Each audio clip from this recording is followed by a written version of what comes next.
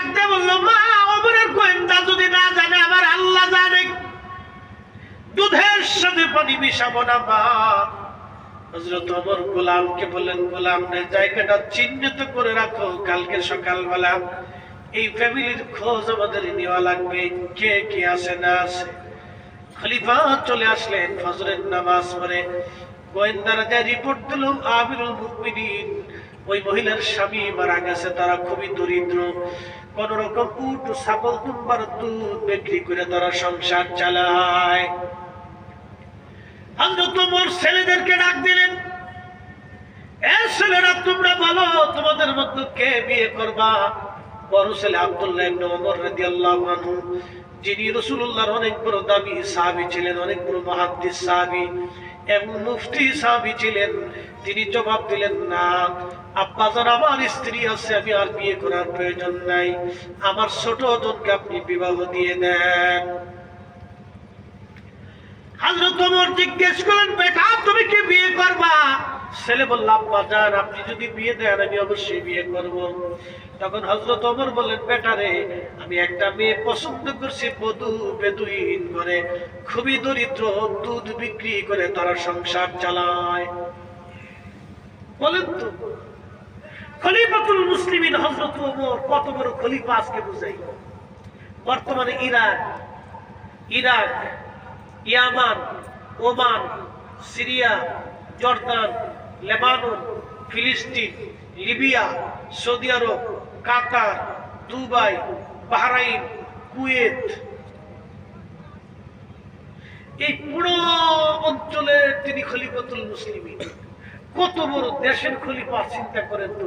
দুধ বিক্রি করেওয়ালা মেয়ের সাথে ছেলে বিয়ে দিচ্ছে, আর আপনারা মেয়ে ছেলে বিয়ে দেওয়ার সময় খালি চান্দা তালাশ করেন কোনটা সুন্দর।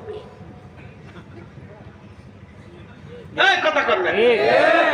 আর যে বেডি বেশি টিকটক করে এই বেডি খুব পছন্দ। টিকটক খালি করতে পারলেই যে বেডি খুব ভালো।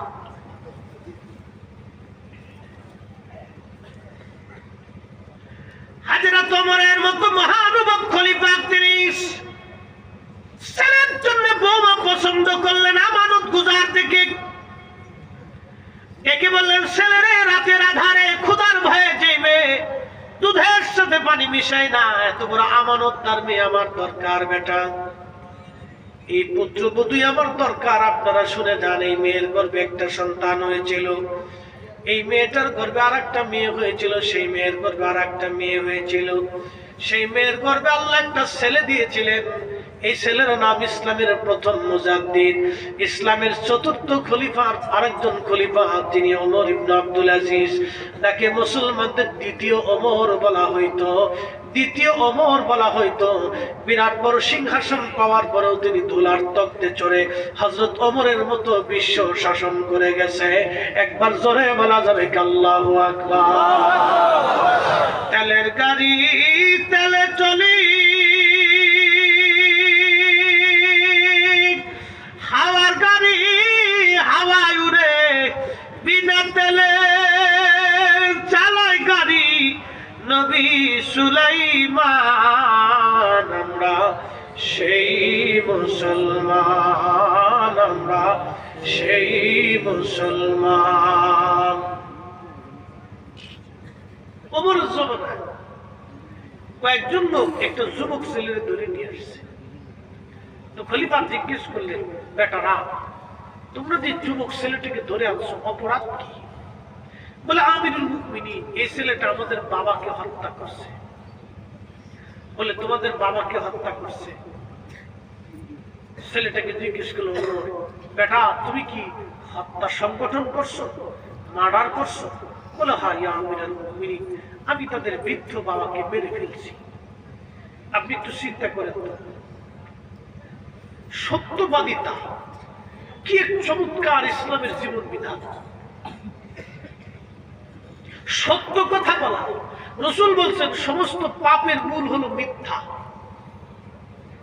মুসলমান তো মিথ্যা বলতে পারে না, মুসলিম কখনো মিথ্যা বলতে পারে না। মুসলিমদের সত্য বলাটা হচ্ছে মুসলিমদের আইন বিধান। সত্যের উপরে থাকতেই হবে এত বড় সত্যবাদী তার রাসূল করিম জীবনে কোনোদিন একটা মিথ্যা কথা বলেন নাই। একসাথে জোরে বলবেন আল্লাহু আকবার। না না আরো জোরে আরো জোরে এত মানুষ আল্লাহু আকবার আওয়াজ তো দুর্বল। বেশি গোল দিলে তো বিরাট খুশি হয়, নেইমারে গোল দিলে তো আরো খুশি হয়। বাপরে বাপ, কেউ লুঙ্গি খুলে মাথায় বাইতে ঘুরে। আমাদের বাংলাদেশে বেশি পারা যায় এই খেলাধুলা নিয়ে, আমাদের বাংলাদেশে বেশি হই কিছু মাথা মোটা পোলাপান আছে এটিকে আমি মনে করি যে অসুস্থ মস্তিষ্ক। হ্যাঁ, যারা এই সমস্ত খেলাধুলা নিয়ে বেশি পারাপারি করে এটা অসুস্থ মস্তিষ্ক। খেলা দেখবেন, দেখেন আপনার পছন্দের দল আছে, এটা নিয়ে আপনার বাংলাদেশে মারামারি হয়। হ্যাঁ, কোন খারাপই আপনি জানেন না। এত মস্তিষ্ক সমস্যা তা বলার কোনো ভাষা নেই। মানুষ বেকার থাকলে যা হয়, এই যে আমাদের একজন জ্ঞানী ঠিক কথা বলছিলেন যে অলস মস্তিষ্ক শয়তানের কর্মশালা। আমার দিকে তাকান, আমরা ঘুমানোর টাইম পাই না, ঘুমানোর মতো সময় হয় না। দুইটা তিনটে করে প্রোগ্রাম, ঘুমাবো না, প্রোগ্রাম করবো না, নসিহত করবো না, ওয়াজ করবো না, স্ত্রী সামলাবো না, সংসার সামলাবো না, কমিটির সাথে যোগাযোগ করবো না, আবার আপনাদের মাহফিলের চাপ, হুজুর ডেট নেন, কবে দিবেন, কবে আসবেন, কবে দেখা করবেন, নানান পেরেশানি। এগুলির এত চিন্তে, আরেকজন যে ক্লিকবাজি করবো, আরেকজনের লাইক খেলা বাস দিব, টাইমই নাই। হ্যাঁ, তো যেই বেটা লাগছে যে অলস মস্তিষ্ক শয়তানের কর্মশালা, কতটা সুন্দর লাগছে। এই ফুলাপান খাইতে খুঁজতে কাজ পায় না, খালি ফেসবুক টিপার খেলাধুলা নিয়ে মারামারি করে। মেসি নেইমার এই ব্রাজিল আর্জেন্টিনার ফুটবল খেলা আসছে, বিশাল যুদ্ধ হইতে যায়। তো কি জানেন, আর্জেন্টিনা ব্রাজিলের পক্ষ নিয়ে পতাকা নিয়ে কে কয়টা পতাকা উঠাইতে, বাপের পকেটের টাকা কেটে নিয়ে বাস পতাকা উঠাইছে। এক বেটা এক ছেলে পতাকা উঠাইতে যে কারেন্টের খাম্বা উঠাইতে গেছে। চিন্তা করছেন, কারেন্টের খাম্বা, কারেন্টের বাইক নিয়ে মামু বাড়ি যেত আইসো, আর ফেরত যাওয়ার দরকার বাস ধরে হয়েছে, পতাকা এমনি ঝুলে রয়েছে। বুঝতে পারছেন, এই পাগল দেশে কত আছে তার হিসাব। খেলা দেখবি দে, পছন্দের আছে, এতে নিয়ে মারামারি ফারাফারি ফারাফারি গুতাগুতি কি দরকার? অসুস্থ মস্তিষ্ক। কষ্ট হচ্ছে আপনাদের? একসাথে আবার জোরে বলেন তো আল্লাহু আকবার। গলাটা ছেড়ে দেন, জোরে জোরে আর আল্লাহু আকবার।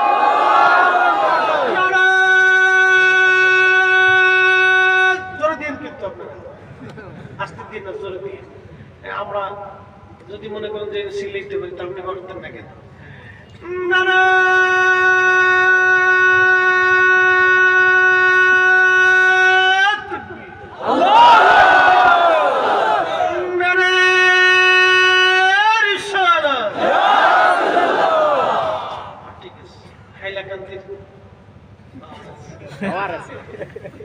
ফুটবল খেলা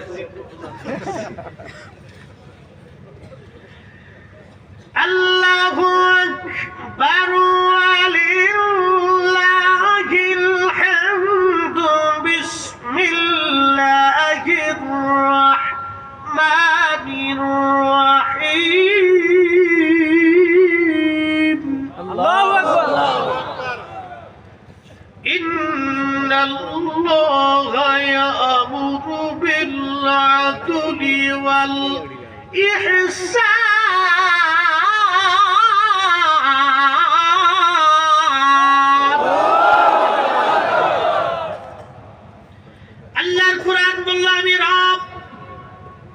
আমি আল্লাহ তোমাদেরকে হুকুম করলাম, তোমরা পৃথিবীতে ন্যায় বিচার করবা, ন্যায় কখনো অন্যায় করবা না, ন্যায় কাজ করবা, অন্যায় করবা না। এরপরে আল্লাহ বললেন তুমি ইহসান করবা, দয়া, তোমরা সৃষ্টিকে দয়া করবা, মানুষকে দয়া করবা, তোমরা ইহসান করবা, দয়া করবা এবং ন্যায় বিচার করবা। দুনিয়াতে তোমরা ন্যায় বিচার করবা। হযরত ওমর রাদিয়াল্লাহু আনহু ওই ছেলেটাকে ডাক দিয়ে বললেন, যুবক তুমি কি তোমার এই বৃদ্ধ বাবাকে হত্যা করছো? বলে হ্যাঁ। বলে কি জন্য তুমি মার্ডার করলা বলো? যুবক ডেকে বলল, আমিরুল মুমিনিন, আমার একটা উটের ছানা ছিল, উটের বাচ্চা। আপনারা দেখবেন আমাদের দেশে গরুর বাচ্চা হলে ওই গরুর বাচ্চার গলার মধ্যে মালিক ঝুনঝুনি বেঁধে দেয়, ওই বাচ্চা দৌড়াদৌড়ি করে খেলাধুলা করে, আর মালিকের মনে ভালো লাগে, আনন্দ লাগে। মালিক বুকের মধ্যে কোলের মধ্যে জড়িয়ে ধরে চুমা খায়, আদর করে। ছাগলের বাচ্চা হলে ছোট ছোট মেয়েরা ছাগলের বাচ্চা কোলের মধ্যে নিয়ে বসে থাকে, বিড়ালটাকে কোলের মধ্যে নিয়ে বসে থাকে। এইভাবে এই মানুষগুলি ছোট ছোট প্রাণীদেরকে আদর করে, কারণ দেখতে সুন্দর দেখা যায়। ওই যুবক ডেকে বলল, আমিরুল মুমিনিন, আমার এই উটের বাচ্চাটা দেখতে খুবই সুন্দর। সে খেলতে খেলতে ওই বৃদ্ধের খেজুর বাগানে চলে গিয়েছিল, আর বৃদ্ধ লোকটা একটা পাথরের আঘাত করে আমার উটের বাচ্চার চোখ উঠিয়ে ফেলে দিয়েছে। আমার উটের বাচ্চার চোখ বেরিয়ে গেছে। আমি দৃশ্যখানা দেখে সহ্য করতে পারি নাই। আমি একটা মস্ত বড় পাথর হাতে নিয়ে বৃদ্ধকে কষ্ট দেওয়ার জন্য একটা পাথর ছুঁড়ে মেরেছিলাম। ওই পাথরের আঘাত সহ্য করতে না পারে বৃদ্ধ মারা গেছে। আমিরুল মুমিনিন, আমি ইচ্ছা করে মারি নাই, ভুলবশত এটা মার্ডার হয়ে গেছে।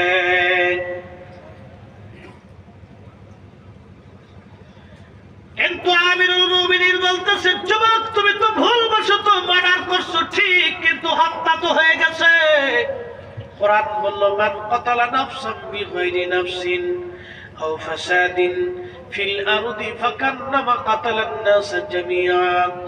কোন ব্যক্তি যদি নিরপরাধ একজন মানুষ হত্যা করে, সে হিন্দু, বৌদ্ধ না খ্রিস্টান না শিখ না মুসলমান না কোন জাত না কোন ধর্ম, আল্লাহর কোরআন এটা বলে নাই। আল্লাহর কোরআন বলছে মানুষের কথা।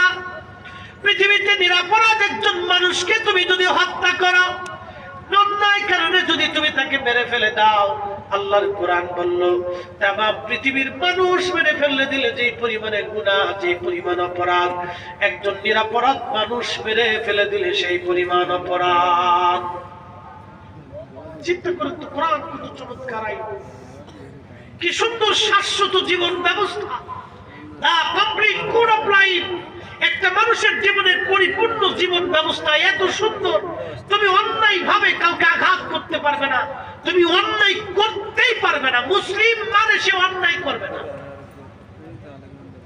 একসাথে বলা যাবে আল্লাহু আকবার,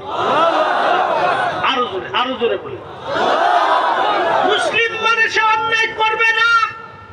কোরআন এটাই বলছে, তুমি ন্যায় করবে। আমি আল্লাহ নির্দেশ দিয়েছি তোমরা পৃথিবীতে ন্যায় কাজ করবে, অন্যায় করবে না।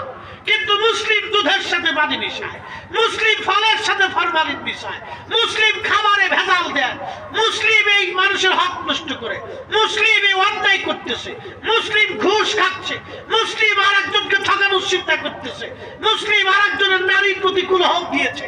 মুসলিম এটা মুসলিম হতেই পারে না। কি কথা বলেন? মুসলমান হতে পারে না।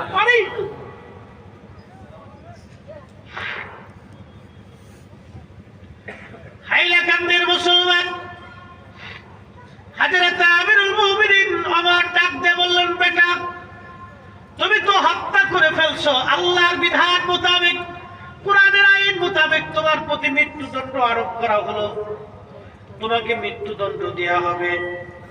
ছেলেটা ডাক দিয়ে বলল, আমিরুল মুমিনিন, আল্লাহর ফয়সালা অনুযায়ী আপনি আমাকে মৃত্যুদণ্ড দিলেন, আমার কোনো আপত্তি নাই, আমি আল্লাহর ফয়সালার কাছে মাথা নত করলাম। কিন্তু আমিরুল মুমিনিন, আপনি তো একবার আমাকে 3 দিনের সময় দেন। বলে, বেটা 3 দিনের সময় চেয়ে তুমি কি করবে? বলে, হুজুর আমাকে 3 দিনের জামিন দিয়ে দেন। বলে, 3 দিনের জামিন তুমি কি করবা জামিন দিয়ে? যুবক ছেলেটি ডাকতে বলতেছে, হুজুর 3 দিনের জামিন আপনি আমাকে দিবেন। প্রথম দিন বাড়িতে যাইতে সময় লাগবে, দ্বিতীয় দিন আমি আমার কাজ করব, 3 নম্বর দিন আমি ফিরে চলে আসব। বলে, যুবক রে, কাজ কি তোমার বলো? বলে, আমিরুল মুমিনিন, আমার আব্বাজান ইন্তেকালের সময় আমাদের জন্য সোনা দানা রেখে গিয়েছিল। আমি বড় ভাই, আমার একটা ছোট ভাই আছে, ও তখন ছোট ছিল, আমি বড় ছিলাম। আব্বাজান আমার কাছে সম্পদ আমানত দিয়ে বললেন, বেটা তোমার অর্ধেক দিলাম, তোমার ছোট ভাইকেও অর্ধেক দিলাম। বাবা রে, এই অর্ধেক সম্পদ তুমি আমানত তোমার কাছে দিয়ে গেলাম, আমার সন্তানটা যখন বড় হবে আমার সন্তানকে এই আমানত বুঝাই দিবা। এখন আমরা কি বাপ হয়ে গেলি জমি জমা ভাগাভাগি নিয়ে মারামারি নিয়ে ভাই ভাই যুদ্ধ করে, এক ভাই আর এক ভাইয়ের দুই চোখ দিয়ে দেখতে পারে, একই মায়ের পেটের সন্তান, একই রক্ত, একই মা, একই বাপ, একই পেটের ভিতরে তাইছে, একই বাবার জন্য, একই বাবার রক্ত, একই মায়ের রক্ত, এক ভাই আর এক ভাই চেহারা দেখে না। বাপ মরে যাওয়ার পরে সম্পদ নিয়ে মারামারি পারাপারি করে যুদ্ধ করতেছে, মামলা হামলা কত কিছু, আইন আদালত শেষ নেই। কি করে মুসলমান হতে পারে সে? কি করে মুসলমান হতে পারে সে বলুন আপনি? আমরা তো নাম কা ওয়াস্তে মুসলমান, শুধু নাম দিছি মুসলিম, মুসলিম আব্দুল করিম, আব্দুল রহিম, আব্দুল সালাম, নামই মুসলমান। হযরত ওমর থেকে বললেন, যুবক তুমি তোমার ভাইয়ের আমানত বুঝাই দিতে যাবা বুঝলাম, কিন্তু ওমরের আদালত তো তোমাকে জামিনদার ছাড়া জামিন দিবে না। বলো যুবক কে তোমার জামিন হবে? হযরত ওমর রাদিয়াল্লাহু আনহু ওই যুবককে বলার পরে যুবক বলল, হুজুর ক্ষমা করে দিবেন, এই মদিনাতে আমার কোনো পরিচিত লোক নাই, কে আমার জামিনদার হবে? তখন ওই যুবকটা তাকায় দেখলো রাসূলের একজন সাহাবী, তার নাম আবু যর গিফারি রাদিয়াল্লাহু আনহু। তিনি একজন জাহিদ এবং আবিদ সাহাবী ছিলেন, দুনিয়া বিরাগী সাহাবী ছিলেন। হযরত আবু যর গিফারি আমার জামিনদার হবে হুজুর। ছেলেটা ডাক দিয়ে বলতেছে, আমিরুল মুমিনিন আমার জামিনদারি ছেলে হযরত রাসূল কারীমের সাহাবী আবু যর গিফারি। হযরত ওমর ডাক দিয়ে বলেন, আবু যর আপনি কি যুবকের জিম্মাদারি নেবেন? তখন আবু যর গিফারি বলেন, হ্যাঁ আমিরুল মুমিনিন, আপনি যুবকটাকে 3 দিনের জামিন দিয়ে দেন, আমি আবু যর তার জিম্মাদারি নিলাম। ওমর ডাক দিয়ে বলেন, আবু যর বুঝে সুঝে দেন, এই ছেলে যদি ফিরে না আসে তাহলে হত্যার ফয়সালা কিন্তু আপনার উপরে বর্তাবে। তেলের গাড়ি তেলে চলি, হাওয়ার গাড়ি হাওয়ায় উড়ে, বিনা তেলে চালায় গাড়ি নবী সুলাইমান। আমরা সেই মুসলমান, আমরা সেই মুসলমান। কষ্ট হয়? জোরে বলেন কষ্ট হয়? একসাথে আবার জোরে বলেন আল্লাহু আকবার। আমাদের পরিচয় আমরা মুসলিম। মুসলিমের কাজ হলো আসলামতু লিরাব্বিল আলামিন, যিনি সমস্ত জগৎ সমূহের রব, যিনি সমস্ত জগৎ সমূহের রব, এই কালের রব, ওই কালের রব, আগের কালের রব, অতীতের রব, বর্তমানের রব, ভবিষ্যতের রব। একসাথে 800 কোটি মানুষকে যিনি চালান, 4 লক্ষ প্রজাতির জীবকে যিনি চালান, সমুদ্রের ভিতরে কোটি কোটি কোটি কোটি মাছ আছে, তার ভিতরে একটা বৃহৎ আকারের মাছ নীল তিমি প্রত্যেক দিন 110 মণ করে খাবার খায়। তার কোনো আপনার কি বলে জাতিসংঘ নাই, স্বাস্থ্য সংস্থা নাই, খাদ্য অধিদপ্তর নাই, রাষ্ট্র নাই, এলাকা নাই, অঞ্চল নাই, খাদ্য গুদাম নাই। প্রত্যেকদিন একটা নীল তিমিকে 110 মণ করে যিনি খাবার খাওয়ান, একসাথে বলেন সে মালিকের নাম কি? আল্লাহ। আরো জোরে বলেন কে? আমাদেরকে যিনি খাবার দেন সে মালিকের নাম কি? আল্লাহ। তাহলে আজকে থেকে বলেন ঘুষ খাবো না, অন্যায় ভাবে কারো সম্পদ মারবো না। কথা বলেন ঠিক না বেঠিক? তাহলে মুসলমান, তাহলে মুসলমান।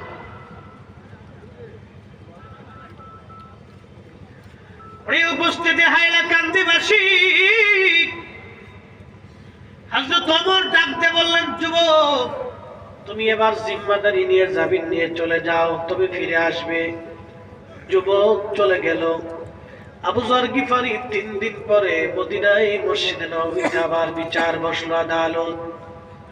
আবু যর গিফারি এক পাশে, বাদীর অন্য পাশে দাঁড়ানো, মামলার আসামি কিন্তু আর আসে না, সূর্য ডুবে যায় ডুবে যায়, ব্যাপার কি যুবক কেন ফিরে আসে না? সাহাবীরা কেঁদে ফেলে দিয়ে বলল, বাদীরা মামলা উঠে না, একটা যুবকের জন্য রাসূলুল্লাহর দাবি সাহাবী আজ মারা যাবে। কারণ ওমর তো এমন বিচারক, পৃথিবীর কারো কথায় পরিচিত হয়ে প্রভাব এসে বিচার করবে না। আল্লাহর আইনের বাহিরে এক চুল পরিমাণও ফায়সালা হযরত ওমর দিবে না। আজকে নবীর একজন সাহাবী মারা যাবে, বাদীরা মামলা উঠায় নাও। বাদীরা বলে না, বাবার হত্যার ফয়সালার জন্য আসছি, মামলা আমরা আজ উঠাবো না, হত্যার ফয়সালা নিয়ে তারপরে যাব। হযরত আবু যরকে ওমর বলেন, আবু যর তোমার আসামি কোথায়? আবু যর ডাক দিয়ে বলে, ওমর আমার মন বলে সূর্য ডুবার আগে ছেলেটা ফিরে চলে আসবে, কারণ মুসলমান মিথ্যা কথা বলে না। চিৎকার মেরে জোরে বলবেন আল্লাহু আকবার। তুমি মোদের আশার আলো, তাই তো তোমায় বাসি বলো, তুমি মোদের আশার আলো, তাই তো তোমায় বাসি বলো।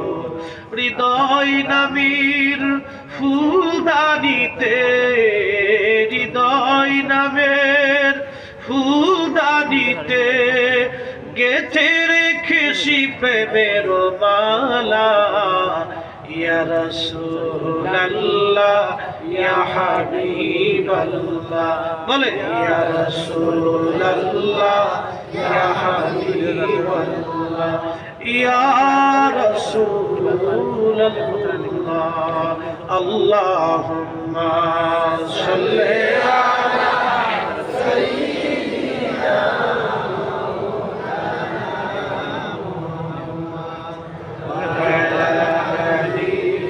সাইয়্যিদিনা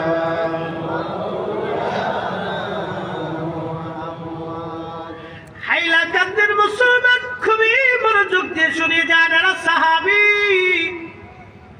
নবীর সাহাবী, সাহাবী আবু যর গিফারি। কোন সাহাবী জানেননি? আবু যর গিফারি, গিফারি বংশের একজন সাহাবী ছিলেন। গিফারি কারা? এদের পরিচয় ছিল ইসলাম গ্রহণ করার আগে এরা মরুভূমিতে ডাকাতি করত, দিন দুপুরে মানুষ মেরে ফেলতো, অর্থের জন্য মানুষ খুন করত, পুরা বংশটাই ডাকাতি করত, তাদের কাজ পেশা ছিল ডাকাতি করা। আমাদের বাংলাদেশের সুনামগঞ্জ একটা জেলা আছে, এই জেলায় বন্যার সময় ত্রাণ দিতে গেছি, ওই সময় লোকেরা বললো, হুজুর একটা গ্রাম আছে, ওই এলাকার পুরা গ্রামের লোক কথা বুঝেন নাই, সারা গ্রামের মানুষ চুরি করে। বললাম এত চুর? সব গ্রামে, ওই গ্রামের টোটাল মানুষ চুরি করে, আমরা বলি চোরের গ্রাম। ওই গ্রামের সাথে কেউ আত্মীয়তা করে না, বিয়ে শাদী করে না, ও খালি চুরি করে ফেলে। বুঝতে পারছো? গ্রাম শুধু বলে পুলিশে ধরে না, পুলিশও জানে না চোরের গ্রাম। কান বললাম ভালো হয় না, ইদানিং কিছুটা ভালো হচ্ছে, আগে খালি চুরি করে। তো গিফারি বংশের মানুষ ডাকাতি করত। তা আবু যর গিফারি মক্কায় আসছিলেন নবীকে দেখার জন্য। নবীর সৌন্দর্য কথাবার্তা দেখে এক বাক্যে কালিমা করে মুসলমান হয়েছে। চিন্তা করলো, না এই লোক মিথ্যা বলতে পারে না। আর আমরা দিন দুপুরে মানুষ হত্যা করি, মানুষের সম্পদ চুরি করি, মানুষের ঘর সম্পদ লুণ্ঠন করি, এই আমাদের কাজ ভালো না। এই লোকই সুন্দর কথা বলতেছে। দেখেন, যারা একসময় ডাকাতি করে খাইতো, সেই বংশের একজন মানুষ কালেমা করে দিয়ে পুরা বংশটাকে কালেমা পড়াইল। তারা এত ভালো হয়ে গেল, চুরি ডাকাতি সাইরে দিয়ে আবু যর গিফারি দুনিয়া বিরাগী হইয়া এমন অবস্থা হয়ে গেল, পাথরের হৃদয়ের মানুষগুলি রাসূলের সোহবতে মোমের মতো নরম হয়ে গেল। তিনি আমাদের নবী, যার জীবনে ভুল ছিল না, খাতা ছিল না, আইব ছিল না, দোষ ছিল না, ত্রুটি ছিল না, একটা কথাও জীবনে মিথ্যা বলেন নাই, অন্যায় ভাবে কাউকে একটা আঘাত কোনোদিন থাপ্পড় মারেন নাই, কোনোদিন জবান থেকে তার ফায়সা কথা আসে নাই, এক বিন্দু পরিমাণ আমানত জীবনে কারো খেয়ানত করেন নাই। রাসূল করিম আরবের জমির জাহিলিয়াতের সময় ছিলেন ব্যাগ, ওনার নাম ছিল আল আমিন। আল আমিন শব্দের অর্থ হলো বিশ্বাসী। তিনি এতটাই বিশ্বাসী ছিল যে মানুষের আমানত যেইভাবে দেওয়া হতো উনি ওইভাবেই আবার ফেরত দিতেন। রাসূল বলেছেন কিয়ামতের আগে ওয়াদাউল আমানা, আমানতের খেয়ানত করবে। সন্তান বাবার হক নষ্ট করবে, বাবা সন্তানের হক নষ্ট করবে, মা সন্তানের হক নষ্ট করবে, সন্তান বাবার হক নষ্ট করবে, ধনীরা গরিবের হক মেরে খাবে, গরিবরা গরিবের হক মারবে, মানুষ ইতিমের সম্পদ নষ্ট করবে, অনেক বড় প্রভাবশালীরা দরিদ্র মানুষের সম্পদ চুরি করে খাবে। এই আমানতের খেয়ানত সারা পৃথিবীতে এখন চলতেছে। কথা বলেন ঠিক না? কিয়ামতের আলামত। হাইলাকান্দির মুসলমান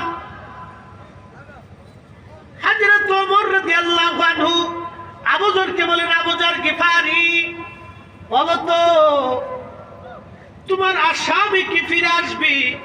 আবু যর গিফারি ডাক দিয়ে বলল, আমিরুল মুমিনিন, মুসলমান কখনো মিথ্যা কথা বলে না। আমার মন বলে ওই যুবক আমাদের মাঝে ফিরে আসবে। চিৎকার মেরে বলেন না মারহাবা। মুসলমান আবু যর গিফারি দাঁড়িয়ে আছে, সন্ধ্যা ঘনিয়ে যাচ্ছে। ঠিক এমন সময় ওই যুবক দৌড়াইয়া দৌড়াইয়া হাঁপায়া হাঁপায়া ফিরে আসছে। সালাম দিল, আসসালামু আলাইকুম ওয়া রাহমাতুল্লাহি ওয়া বারাকাতুহু। ঠিক এমন সময় আমিরুল মুমিনিন জবাব দিলেন। যুবক ডাকতে বলল, হুজুর আপনার আসামি ফিরে এসেছে। আমি আবার ছোট ভাইয়ের হক মিটাইয়া আমি আবার ফিরে আসছি। আবু যর গিফারি, আপনি রাসূলুল্লাহর বুজুর্গ সাহাবী, আপনাকে 3টা দিন অনেক পেরেশানির মধ্যে রাখছিলাম। দয়া করে আপনি আমাকে মাফ করে দেন, ক্ষমা করে দেন।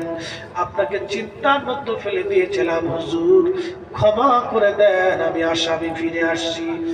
আমিরুল মুমিনিন, আল্লাহর ফয়সালা অনুযায়ী আপনাকে মৃত্যুদণ্ড আমাকে দিয়ে দেন, আমার কোনো আপত্তি নাই। একবার জোরে বলা যাবে কি আল্লাহু আকবার?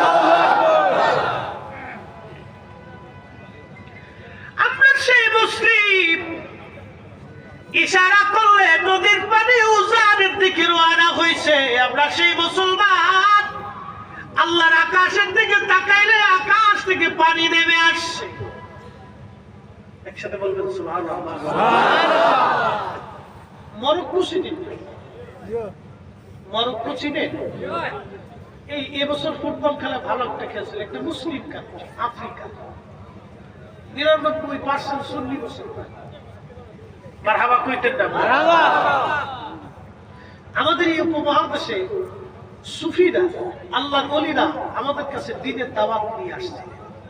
কি কথা কর ঠিক কি না? এটা সত্য না মিথ্যা? চির সত্য কথা। ওলিরা এদেশে ইসলাম নিয়ে আসছে। তো মরক্কোতে যিনি কালেমার দাওয়াত দিয়েছিলেন, আজ থেকে 800 বছর আগে শাহজালাল ইয়ামানি এদেশে আসছিলেন। আর 800 বছর আগে মরক্কোতে কালেমার দাওয়াত দিয়েছেন, তার নাম হযরত ইমাম মুহাম্মদ ইবনে সুলাইমান জাজুলি। মুহাম্মদ ইবনে সুলাইমান জাজুলি ছিলেন আজ থেকে 800 বছর আগের মরক্কোর ইমাম। এত মুসলমান ছিল। তো মরক্কোর একটা প্রদেশ আছে না বারবার। এই প্রদেশটা শুধু মরু অঞ্চল, বেশিরভাগ মরুভূমি। এই বারবার অঞ্চলে তিনি গেছেন কালেমার দাওয়াত পৌঁছানোর জন্য। তো মরুভূমির ভিতর দিয়ে চলতে চলতে চলতে চলতে জোহরের রক্ত হয়েছে, কিন্তু ওনার পানি শেষ হয়ে গেছে। মরু অঞ্চল, পানি না থাকলে কত বড় বিপদ আপনি বুঝেন। তিনি চিন্তায় পড়ে গেলেন যে আমাকে ওযু করতে হবে, নামাজ পড়তে হবে, তা আমি এখন কি করি, পানি কোথায় পাই? হযরত মুহাম্মদ ইবনে সুলাইমান জাজুলি পানি খোঁজার জন্য মরুভূমির মধ্যে দৌড়াইতে লাগলেন। লক্ষ্য করলেন বহু দূরে জঙ্গল দেখা যায় মরুর পাশে। হযরত সুলাইমান জাজুলি চিন্তা করলেন, মরু যেহেতু আছে, পানির ব্যবস্থাও আছে, জঙ্গল যেহেতু আছে, পশু পাখিরাও আছে। আর পশু পাখি যেখানে, পানিরও ফাইসালা আছে সেখানে, কারণ পশু পাখিরা পানি ছাড়া বাঁচতে পারে না। আচ্ছা, আপনাদের ভারতে বড় বড় জঙ্গল আছে না? কতক্ষণ আসেনি? হাতি, ঘোড়া, গাধা, বিভিন্ন প্রাণী এই জঙ্গলে বাস করে। আপনারা বলেন তো, জঙ্গলে যে প্রাণীগুলি বাস করে ওদের পানির ব্যবস্থা কে করে? না না, হয়নি। একসাথে বলতে হবে কে? যারা বলেন কে? আমাজন জঙ্গলে যায় কি আফ্রিকার সরকাররা পানি দিয়ে আসে। আমাদের ভারত বাংলাদেশে আছে সুন্দরবন, সুন্দরবনে কি আমাদের সরকার পানি দিয়ে আসে। আপনাদের ভারতের ভিতরে অনেক বড় বড় জঙ্গল আছে, সরকার তো কোনোদিন পানি দেয় নাই। তাহলে যিনি ওদের পানির ব্যবস্থা করলেন, এক বাক্যে বলেন তিনি কে? আল্লাহ। আমাদের যিনি রিজিকের ফয়সালা করেন, এক বাক্যে বলেন তিনি কে? আল্লাহ। না না, জোরে বলতে হবে কে? আল্লাহ। তাহলে আমরা গোলামি করব কার? আল্লাহ। সিজদা হবে কার? আল্লাহ। ইবাদত হবে কার? আল্লাহ। আইন মানব কার? আল্লাহ। আমাদের জীবনে আল্লাহর আইন মানতেই হবে। কথা কোন ঠিক না বেঠিক? এই উপস্থিতি মনোযোগ দেন। মুহাম্মদ ইবনে সুলাইমান জাসুলি ওই জঙ্গলের ভিতরে গেলেন। জঙ্গলের মধ্যে যায় দেখলেন সুন্দর একটা গাছ, এই গাছের নিচে একটা কুঁড়ে ঘর। ঘরের দরজার পাশে দাঁড়ায় বললেন, কেউ আসো, দরজা খোলো। আমি মুহাম্মদ ইবনে সুলাইমান জাসুলি বলতেছি, আমি ওযু করব, পানি দাও। পানির কি কোনো ব্যবস্থা আছে? ঘরের ভিতর থেকে কোনো আওয়াজ নাই। ওই মাহফিলের ভিতর তো উঠে কেন? বসো বসো বসো। মুখে ধরলে সেল মেশিন এক করে সাপতে ধরে বসে থাকবে, উঠলে বিপদ। মাহফিলের ভিতর থেকে লোক উঠে গেলে আল্লাহ বরকত উঠাই নিয়ে যায়। এই কথাটা মনে রাখবেন, কোনো উঠাউটি হবে না। যদি ফেসাবে ধরে সেল মেশিন একবারে কায়দা মতো সাপতে ধরে রাখবে, প্রয়োজন বোধে একবারে তালা লাগাই দাও, কোনো আজকে কাহিনী হবে না। একবার 2 ঘন্টার আগে কোনো উঠাউঠি, লড়াচড়া, বসাবসি কিচ্ছু হবে না। উঠলে কিন্তু মামলা করে দিব, এফআইআর করে দিব। আজকে দাঁড়াও, কোনো কাজ হবে না। একসাথে জোরে বলেন আল্লাহু আকবার। বলেন না ইয়া রাসূলুল্লাহ। কষ্ট হচ্ছে? আর কিছু সময় চলবে। আমরা মুসলমান, কথা কোন ঠিক কিনা? তো কি মুসলমান, এটার পরিচয়টা আজকে মুসলমান তো কিতাবাত মুসলমান, এটা বুঝার দরকার। আমরা কোন জাতের মুসলমান এটা বুঝার দরকার। হাইলাকান্দিবাসী সুলাইমান জাসুলি ডাকে, কেউ আসো, দরজা খোলো, আমি ওযু করব, নামাজ পড়ব, পানির বড় দরকার। কিন্তু ঘরের মধ্য থেকে কেউ পানি আনে না, দরজাও খুললো না। উনি লক্ষ্য করলেন দূরে একটা কুয়া দেখা যায়। কুয়ার পাশে দৌড়াই গেলেন। কুয়ার মধ্যে তাকিয়ে দেখলেন পানিও আছে। সুলাইমান জাসুলি পানি উঠানোর মতো কোনো দড়ি নাই, বসুক নাই।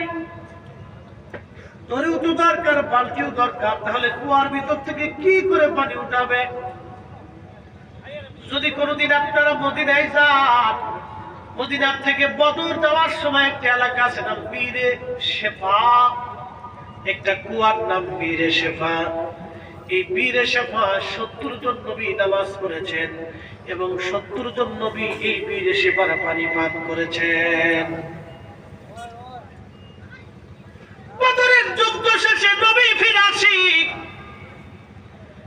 শত শত সাহাবী বীরে শেফার কাছে ভিড় করলেন, তাবু গাড়লেন। সাহাবীরা বলল, হুজুর, হাজার হাজার বছর ধরে কুয়ার মধ্যে পানি ছিল, কিন্তু আজকে পানি নাই, পানি শুকিয়ে গেছে। আল্লাহর নবী বীর শেফার পাশে গেলেন। প্রিয় নবীজি থুতু মুবারক শেফার মধ্যে ছেড়ে দিলেন, থুতু মুবারক পানির মধ্যে ফেলে দিলেন। কুয়ার নিচ থেকে পানি উঠে উঠে উঠে উঠে একেবারে কুয়া পরিপূর্ণ হয়ে গেল। 1450 বছর থেকে আজও পর্যন্ত সেই কুয়া বন্ধ হয় নাই, একটা দিনের জন্য পানি শেষ হয় নাই। আমার নবীর থুতুর এত বরকত, না জানি নবীর জীবনের কত বরকত। চিৎকার মেরে বলবেন কি ইয়া রাসূলুল্লাহ? আমার আছে কথা, কোন শক্তি আছে? নবীর থুতুর এত বরকত। যারা বলে রাসূলুল্লাহ আমাদের মতো, ওকে বলবেন তাহলে তুই থুতু মেরে কুয়ার নিচ থেকে পানি উঠা। যদি উড়াইতে না পারো তাহলে তোর একবারে বাটাম চালো দিয়ে দিবি। আমার দিকে তাকান। 800 বছর আগে শাহজালাল ইয়ামানি মুজাদ্দিদি এদেশে আসছিলেন। শুধু উনি একা না, আরো 360 জন সাথে ছিলেন। সবাই নামাজ পড়ছেন নাভির নিচে হাত পেতে, চির সত্য। আমি দলিল দেব না, দলিল বহু আছে, পাবলিক দলিল বুঝে না, আপনাদেরকে যুক্তি দিয়ে আজকে বুঝাই দিয়ে যাই, অন্তরে ব্রেনে সারা জীবন গেঁথে রাখবে। শাহজালাল ইয়ামানি মুজাদ্দিদি নাভির নিচে হাত বেঁধে নামাজ পড়ছেন। উনি যদি বুকের উপরে হাত বেঁধে নামাজ পড়তেন, এদেশের 800 বছর ধরে কোটি কোটি মুসলমান বুকের উপরে হাত বেঁধে নামাজ পড়ত। উনি নাভির নিচে বাঁধছেন বিদায় মুসলমানরা 800 বছর ধরে নাভির নিচে বাঁধে। 3 রাকাত বেতের নামাজ পড়ছেন বিদায় 3 রাকাতই বেতের চালু আছে। আর 20 রাকাত তারাবি পড়ছেন বিদায় 20 রাকাত তারাবি চালু আছে।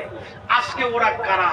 আমার জানাজায় ভেজাল বাঁধাইছে, আমার নামাজে ভেজাল বাঁধাইছে, আমার দুয়ায় ভেজাল বাঁধাইছে, আমার তারাবিতে ভেজাল বাঁধাইছে, রমজানে ভেজাল বাঁধাইছে, সালাতুল ঈদুল ফিতরে ঈদুল আজহায় ভেজাল বাঁধাইছে, আমার তাহাজ্জুদে ভেজাল বাঁধাইছে, আমার ওই তারাবি কি বলে বেতন নামাজে ভেজাল বাঁধাইছে, আমার দুয়ায় ভেজাল বাঁধাইছে, আমার মসজিদে ভেজাল বাঁধাইছে, আমার মুসলিম পরিবারে ভেজাল বাঁধাইছে, আমার সমাজে ভেজাল বাঁধিয়েছে।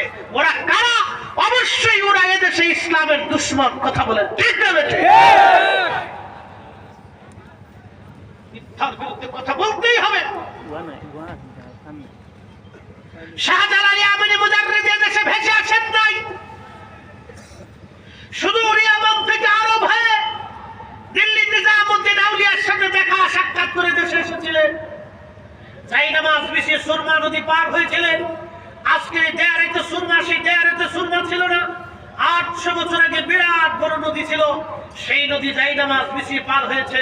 তোমরা যারা বিরাট বড় হকের ডিব্বা এনে আমার ভারতবর্ষে এই উপমহাদেশে ইসলামের ভিতরে মুসলমানদের ভিতরে ভেদকামা দিয়ে দিয়েছ, তোমরা শুনে রাখো, জেনে রাখো, 800 বছর আগে শাহজালাল ইয়ামানি যাই নামাজ বিছিয়ে যে নদী পার হয়েছিলেন, তোমরা যদি হকের কথা বলে থাকো, নিজেকে হক প্রমাণ করে থাকো, তাহলে তোমরাও সুরমা নদীর পাশে আসবে, বুড়িগঙ্গা নদীর পাশে আসবে, ব্রহ্মপুত্র নদীর পাশে আসবে, তোমরা কোন নদী যমুনার পাশে আসবে, তোমরা গঙ্গার পাশে আসবে, পদ্মার পাশে আসবে, তোমাদের সব শায়েখ হুজুরদেরকে ডেকে আনবে।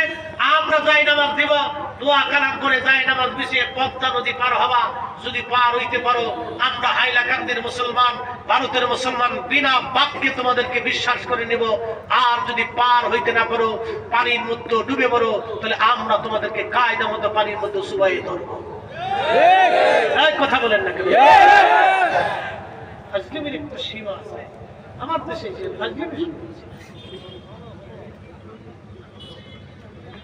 হাইলাকান্দির মুসলমান খুবই মনোযোগ দিয়ে শুনিয়া যান। হযরত মুহাম্মদ ইবনে সুলাইমান তাসুলি রাহমাতুল্লাহ আলাইহি তিনি বলতেছেন, আমি কুয়া দেখলাম কিন্তু পানি আছে, তরি নাই, মশক নাই, কি করে পানি উঠাবো? চিন্তায় পড়ে গেলাম আমি। ওই অবস্থায় আমি তরি আর মশক জঙ্গলের মধ্যে খুঁজতে লাগলাম।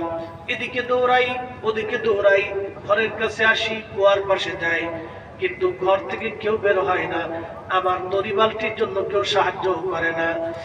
এমন সময় লক্ষ্য করলাম আফ্রিকান মরক্কোর একটা ছোট্ট বালিকা অদূরে দাঁড়াইয়া দাঁড়াইয়া মুস্কি মুস্কি হাসে। জিজ্ঞেস করলাম, মারে তুমি দূরে দাঁড়ায় দাঁড়ায় মুস্কি মুস্কি হাসো, দরিয়ার মশক কি তুমি সামলাইছো? ছোট্ট মেয়েটা ডাক দেবে, না হুজুর, দড়ি মশক আমি সামলাই নাই। তাহলে বলো কে সামলাইছে? বলে, হুজুর কেউ সামলাই নাই, এই কুয়ার পানি উঠানোর জন্য দরিয়ার মশক লাগে না। বলে, মা বলো কি কুয়ার পানি উঠাবো? দড়িও নেই, মশক নাই, কি করে আমি কুয়ার পানি উঠাবো? ছোট্ট মেয়েটি ডাক দেখা, হুজুর আপনার নাম কি, পরিচয় কি? তখন আমি বললাম, আমার নাম মুহাম্মদ ইবনে সুলাইমান তাসুলি। বলল, হুজুর আপনার নাম আমরা শুনছি, আপনি মস্ত বড় মুহাদ্দিস, অনেক বড় আপনি আলিম, তবে হুজুর একটা প্রশ্ন করি, জবাব দিবেন। বলো মা, কি প্রশ্ন তুমি বলো। ছোট্ট মেয়েটি বলল, হুজুর মনে কিছু নেবেন না, দরিয়ার মশক ছাড়া কি কুয়ার নিচ থেকে পানি কি উঠানো যায় না? বলে, মা কুয়ার নিচ থেকে দড়ি বালতি ছাড়া কি করে পানি আমি উঠাবো বলো? ছোট্ট মেয়েটি বললো, হুজুর তাহলে আপনি দূরে দাঁড়ান, আমি পানি উঠাই। সুলাইমান জাসুলি বললেন, আমি আশ্চর্য।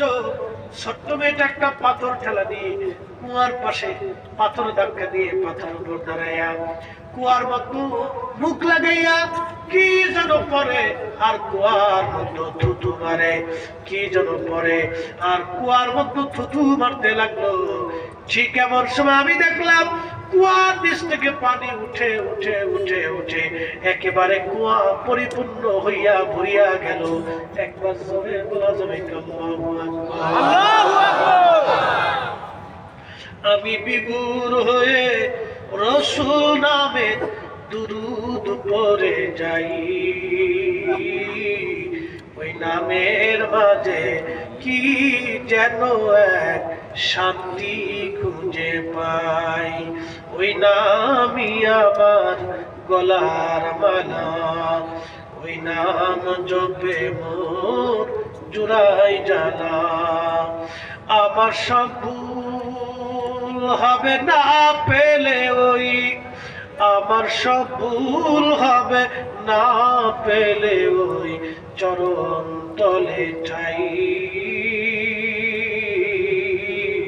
ওই নামের মাঝে কি যেন এক শান্তি খুঁজে পাই, ওই নামের মাঝে কি যেন এক শান্তি খুঁজে পাই। আল্লাহর ওলি মুহাম্মদ ইবনে সুলাইমান জাসুলি ডাকতে বলে, ও দুনিয়ার মানুষ, কুয়ার ভিতর থেকে পানি উঠে উঠে কুয়া ভরে গেল।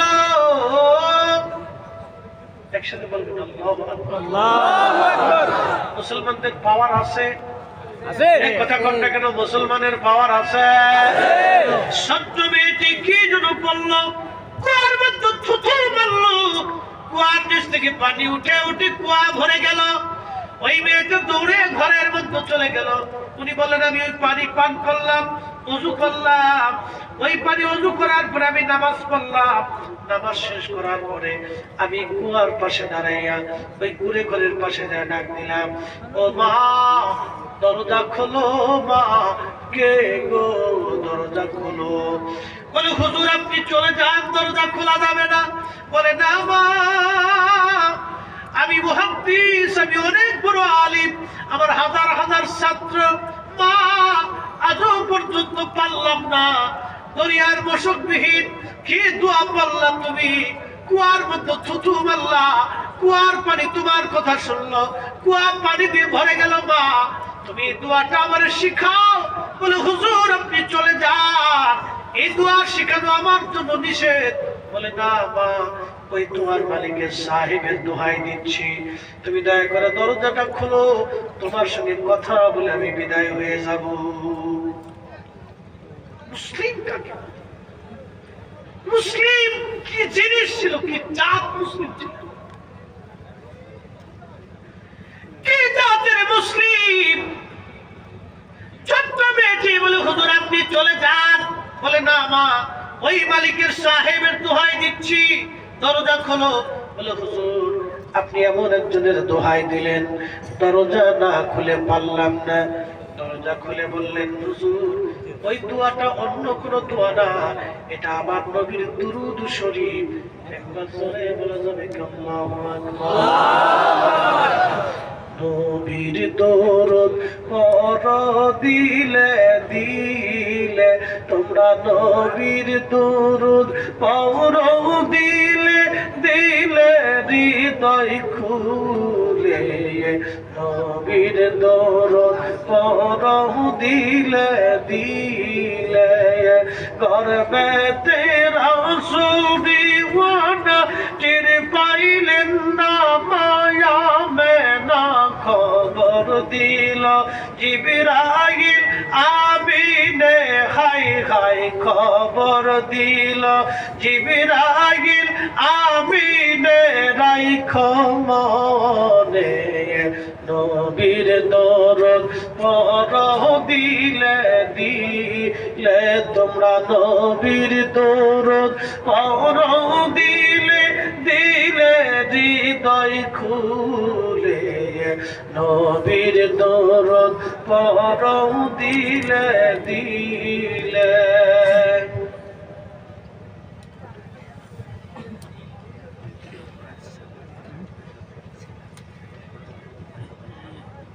আচ্ছা ঠিক আছে, আমার শেষ। একসাথে জোরে বলি তো আল্লাহু আকবার। খালি বলেন নবীর দুরূদের বরকত আসে না নাই? এটা বাস্তব থেকে বলতেছি। ইমাম মুহাম্মদ ইবনে সুলাইমান জাসুলি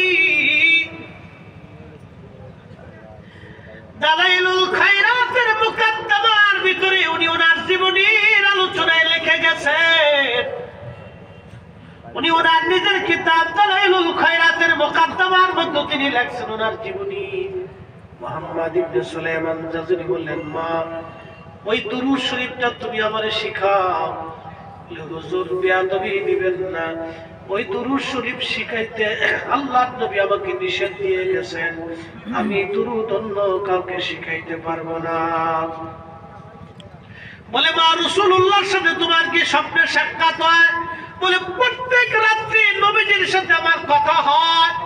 একসাথে বলবেন কি আল্লাহু আকবার? না না, আরো জোরে বলেন না, ইয়া রাসূলুল্লাহ। বলেন নবী আসে না নাই? মান রাআনি ফিল মানামি ফাকাদ রাআল হক। আল্লাহ রাসূল সহিহ বুখারীর কিতাবুর রুয়ার মধ্যে বললেন যে আমাকে স্বপ্ন দেখলো সে বাস্তবে আমি নবী দেখছে।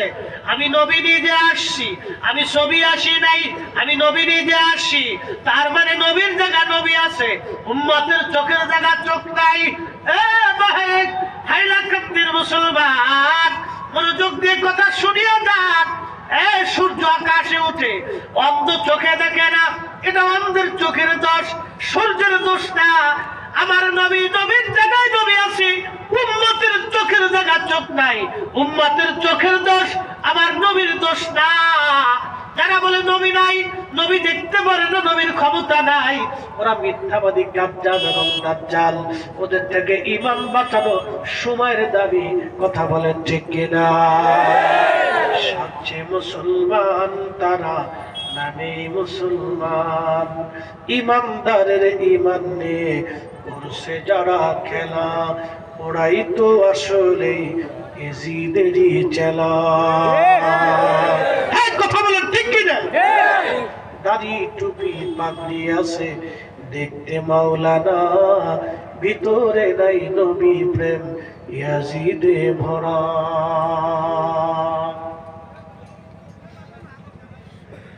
এটা ডাকতে বলল, হুজুর নবীজি নিষেধ করে গেছে দুরূদ শিখানো যাবে না। বলল, মা রে, তাহলে আমি কি দুরূদের বরকত শূন্য হব? বলল, হুজুর না, আপনি খোঁজ করে দেখেন। সুলাইমান জাসুলি বের হয়ে গেলেন, তাম দুনিয়া ঘুরে ঘুরে, মরক্কো থেকে ইরাক, ইরাক থেকে ইরান, ইরাক থেকে ইয়ামান, ইয়ামান থেকে জর্দান, সিরিয়া, লেবানন, ফিলিস্তিন, Libya, Tunisia, Algeria, Nigeria, সমরকন্দ, Bukhara, Uzbekistan, Afghanistan, Pakistan. পৃথিবীর এমন কোন মুসলিম দেশ নাই যে দেশে না গিয়েছিলেন। কাতার, দুবাই, কুয়েত, বাহরাইন, সৌদি আরব, মক্কা, মদিনা, তাম পৃথিবী ঘুরে ঘুরে ঘুরে ঘুরে আমার নবীর 500 দুরূদ শরীফ তিনি জোগাড় করলেন। একবার জোরে বলা যাবে কি মারহাবা? আজকে ওরা কারা? ওরা বলে দুরূদ ইব্রাহিম ছাড়া আর কোন দুরূদ নাই। ওরা দারুণ মিথ্যাবাদী, দুশমনে রাসূল। কথা বলে ওরা বেদাতের ফতোয়া দিয়ে এই জমিন থেকে দুরূদ বন্ধ করে দিতে চায়। জমিন কার? আল্লাহ। একসাথে বলেন কার? আসমান কার? আসমানের নিচে, জমিনের উপরে সূর্য আল্লাহর আইন মানে, চাঁদ আল্লাহর আইন মানে, আকাশ আল্লাহর আইন মানে, বৃষ্টি আল্লাহর আইন মানে, মেঘ আল্লাহর আইন মানে, জমিন আল্লাহর আইন মানে, পশু পাখির আল্লাহর আইন মানে, মানুষ আল্লাহর কেউ কেউ আইন মানে, কেউ মানে না। জিনেরা কেউ আল্লাহর আইন মানে, কেউ মানে না। ফেরেশতারা আল্লাহর আইন মানে, সমগ্র সৃষ্টিগুলি আল্লাহর আইন মানে। আপনার চোখ আপনার আইনে চলে না, আল্লাহর আইনে চলে। আপনার জিহ্বা আপনার আইনে চলে না, আল্লাহর আইনে চলে। আপনার শরীরের রক্ত, ব্লাড সার্কুলেশন আপনার আইনে চলে না, আল্লাহর আইনে চলে। আপনার শ্বাস প্রশ্বাস আপনার আইনে চলে না, এটা আল্লাহর আইনে চলে। কি কথা কথা কেন? তাহলে আল্লাহর জমিনে আল্লাহর জিকির যেখানে, নবীর দুরূদ সেখানে চলবে। বেদাতের দোহাই দিয়ে যারা বন্ধ করতে চায়, আমরা সুন্নিরা জিন্দা থাকতে এই জমিন থেকে দুরূদ মিলাদ উঠবে না। কথা বলবে কেন? ঠিক কিনা? এই হাত উঁচু করে বলেন ঠিক না বেঠিক? আল্লাহু আকবার।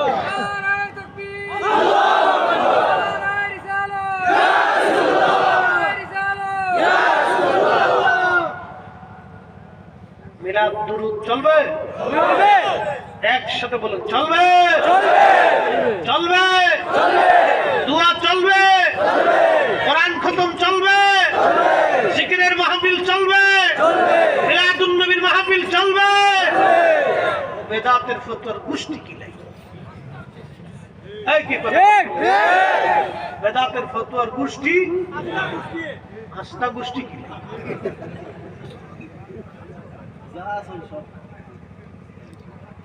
মনোযোগ দেন, মনে কষ্ট কেউ নেবেন না। দিতাছি, পয়সা দিতে বলছি। হ্যাঁ দিচ্ছি, ওয়াজ আমার শেষ। চলবো? 1.5 ঘন্টা হয়েছে, এরপরও চলবো? 1.5 ঘন্টা।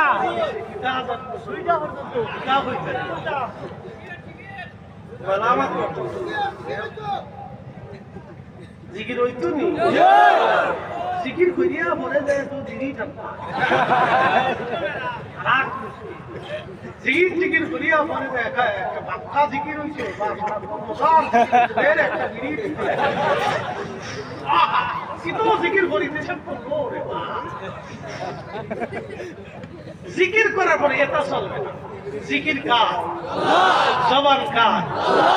আল্লাহর জবানে আল্লাহর জিকির হবে, সেই জবানে অন্য কিছু হালাল, এই হারাম অন্য কিছু চলবে না। কি কথা কন না কেন? ঠিক কিনা? হালাল ব্যতীত অন্য কিছু চলবে না। জিকির করার পর ইনশাআল্লাহ 5 মিনিট কথাটা শেষ হবে। 1/2 ঘন্টা। সুলাইমান, মুহাম্মদ ইবনে সুলাইমান জাসুলি तमाम দুনিয়া ঘুরিয়ে দুরূদ শরীফ জোগাড় করে সেই মরক্কের বারবারে ওই জঙ্গলে আমার কাছে এক বিশাল জঙ্গলে এক আশিক রাসূল, তার সাথে আমার নবীর সাক্ষাৎ হয়। কল্পনা করতে পারবেন দুর্ভিক্ষের জামানাতে satellite, internet, YouTube channel, media কিচ্ছু ছিল না। অক্ষুণ্ণ যোগাযোগ ব্যবস্থায় সেই কঠিন সময় আমার রাসূলের দরবারে উম্মতের খবর দিয়েছিল। আমার নবীর রাডার ছিল কি রাডার! আল্লাহ রাসূল প্রত্যেক রাত্রি ছোট্ট মেয়েটার সাথে দিদার করতে, কথা বলতে। মেয়েটা ডাক দিয়ে বলতেছে, হুজুর আমি আমার মার কাছ থেকে দুরূদ শিখছি। আমার মা প্রত্যেক দিন এশার নামাজের পরে, ফজরের পরে দুরূদ শরীফ না পড়ে মা কখনো কাজে হাত দেয় না, বিছনায় বা ঘুমায় না। একসাথে জোরে বলবেন মারহাবা, মারহাবা। আমাদের দেশের বেটিরা ইস্টার জলসা না দেখলে তো ঠিক হয় না। ঠিক। এটা কইলাম অনেকের মেকআপ নষ্ট হবে, যে ওযুই করে না। পুরো বেটি কি পাও লইছি, মনে করছে মেকআপ দিয়ে এই আলতাসোনো পাউডার লাগে সুন্দরী হয়েছে। আচ্ছা আলতাসোনো পাউডার লাগলে যদি সুন্দর হওয়া যায়, তা আফ্রিকার মানুষ কালা। এই কি কথা কথা কেন? জোরে কর। আফ্রিকার মানুষ কালা। সব মেডিসিন, আলতাসোনো পাউডার, লিপস্টিক সব আফ্রিকায় পাঠায়। দেখি যদি ওরা আগে বসা ওরা আমরা এটা ইউজ করি। তার মানে আফ্রিকায় গেলে ফিডনি ছাড়া কপালে কোনো কিছু নাই। সুলাইমান জাসুলি দুরূদ জোগাড় করে মেয়েটার কাছে যায়, বলল মা অনেক দুরূদ আনছি, তুমি দেখো কোনটা। মেয়েটা বলল হুজুর এই দুরূদের মধ্যে দুরূদ শরীফ আছে, কিন্তু কোনটা বলা যাবে না। বলে না মা তাহলে একটু দাগায় দাও। বলে দাগও দেওয়া যাবে না। বলে মার এই দুরূদের বরকত কি আমার নসিব হবে না? বলে হ্যাঁ হবে। তবে কি করতে পারি? বলে হুজুর প্রত্যেকদিন আপনি এই কিতাব খতম দিতে থাকবেন, দালায়েলুল খায়রাত, এই কিতাব আপনি খতম দিতে থাকেন প্রত্যেক রাত্রি। বলে এই কিতাব উনি খতম দিতেন। শুনেন ওনার মর্যাদা। আশিক রাসূল মুহাম্মদ ইবনে সুলাইমান জাসুলি ইন্তেকাল হলো 70 বছর পরে।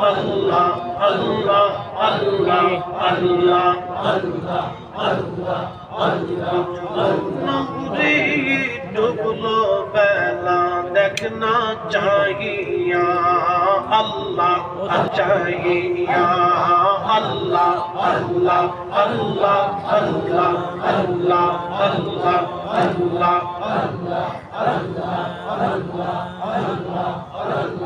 সাদের জীবন হেলায় হেলায় শেষ হইতে চলিল নামাজ রোজা জিকির ফিকির কিছুই নাহি হইল রং তামাশায় দিন কাটাইলা রং তামাশায় দিন কাটাইলা আল্লাহ জিকির করলা না ডুবলো বেলা দেখনা চাহিয়া আল্লাহ আল্লাহ আল্লাহ আল্লাহ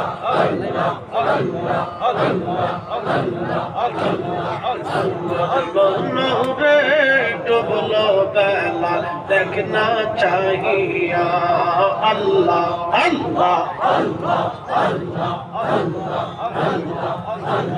নবীর কালেমা নামাজ রোজা পথের সম্বল করিয়া সামনে চল রে আবুদ মন রে আল্লাহ আল্লাহ বলিয়া আল্লাহ বিনে নাই রে উপায় রসুল বিনে নাই রে উপায় দেখছো নিমন ভাবিয়া ডুবলো বেলা দেখনা চাহিয়া আল্লাহ আল্লাহ আল্লাহ আল্লাহ রে ডুবলো বেলা দেখনা চাহিয়া আল্লাহ আল্লাহ আল্লাহ আল্লাহ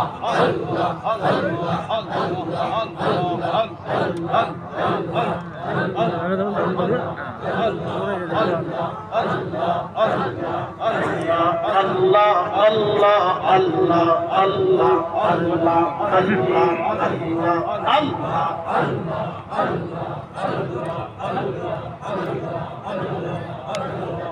একসাথে আল্লাহ আল্লাহ আল্লাহ আল্লাহ আল্লাহ আল্লাহ আল্লাহ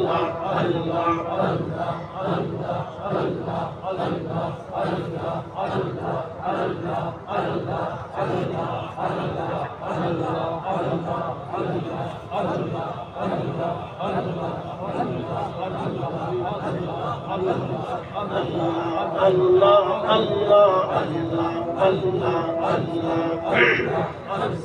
আল্লাহ আল্লাহ আল্লাহ আল্লাহ আল্লাহ আল্লাহ আল্লাহ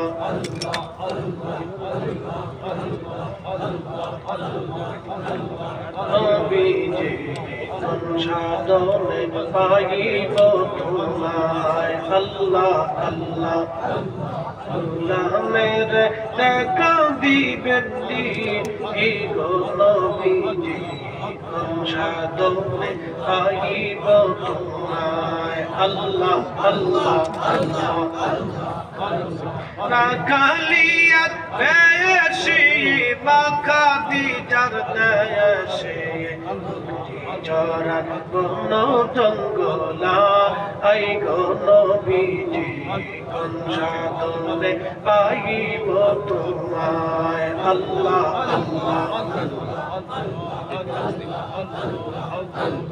মনের যত পশুগণ ভক্তি করতই দুই চরণ বেগমালা সায়া দিত গা আই গো নবীজি সাধনে পাইব তোমায় আল্লাহ আল্লাহ আল্লাহ আল্লাহ একসাথে আল্লাহ আল্লাহ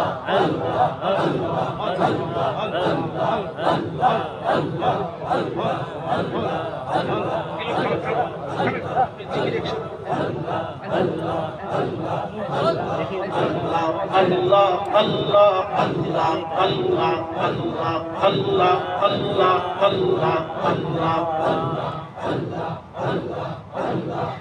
আল্লাহ মেরে দেখা দিবেন নবীজি পাইব তোমায় আল্লাহ আল্লাহ আল্লাহ আল্লাহ এই সমস্ত মুজিজা দেখা হযরত খাদিজা জীবন যৌবন সপিল আপনা আই গো নবীজি কোন সাধনে পাইব তোমায় আল্লাহ আল্লাহ কোন সাধনে পাইব তোমায় আই গো নবীজি কোন সাধনে পাইব তোমায় আল্লাহ আল্লাহ রাখালিয়ার বেয়াসি মা খাদিজার দেশে বকরি চরার বন জঙ্গলা আই গো নবীজি সাধনে পাইব তোমায় আল্লাহ আল্লাহ আল্লাহ আল্লাহ মানুষ পাঠাইছে আল্লাহ হাবিবকে পাঠাইছে আল্লাহ প্রেমের কারণে প্রেমের ডোরে বান্দরে মদিনার শোনে আল্লাহ আল্লাহ আল্লাহ হাবিবকে পাঠাইছে আল্লাহ হাবিবকে পাঠাইছে আল্লাহ প্রেমের কারণে প্রেমের ডোরে বান্দরে মদিনার শোনে আল্লাহ আল্লাহ আল্লাহ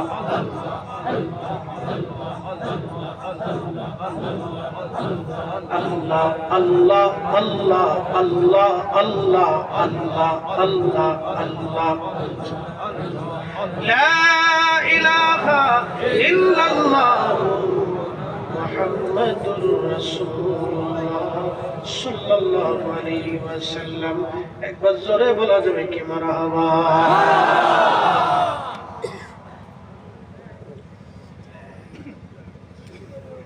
জিন্দেগি তোর চাইরে ফাঁকি দিয়া রে সোনার জিন্দেগি তো যায় ফাঁকি দিয়া ও আদমরি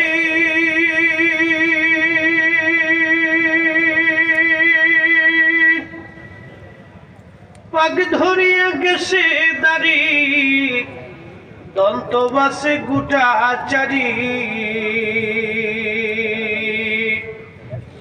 সমন জারি গিয়াছে করিয়ারে সোনার জিন্দেগি তো যায় ফাঁকি দিয়া জিন্দেগি তোর চাইরে ফাঁকি দিয়া রে সোনার জিন্দেগি তো যায় ফাঁকি দিয়া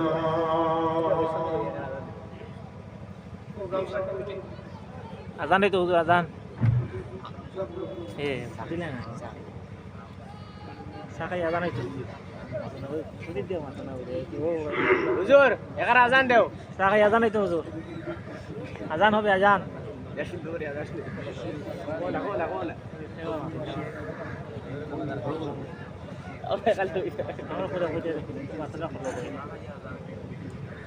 সাকাই আজান হবে হুজুর হুজুর সাকাই আজান দিবা আজান আজান